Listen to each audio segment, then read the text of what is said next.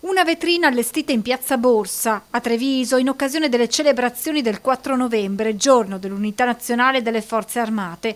Uno spazio nel quale i cittadini potranno scoprire qualcosa in più dell'Arma dei Carabinieri. Un modo, ci dice il comandante della stazione di Treviso, il luogotenente Fantini, per far sentire ancora di più la presenza e la vicinanza dei militari sul territorio. Abbiamo deciso di allestire un angolo qua nella città di Treviso dove abbiamo messo tre uniformi che raccontano la storia dell'arma dal 1800 ai giorni nostri. La storia dell'Arma dei Carabinieri raccontata attraverso 3 uniformi storiche, equipaggiamenti e oggetti originali dell'epoca di riferimento. La prima perché racconta l'unità d'Italia. La seconda divisa in grigio-verde è quella che utilizzata durante il primo conflitto mondiale, che qua è molto sentita.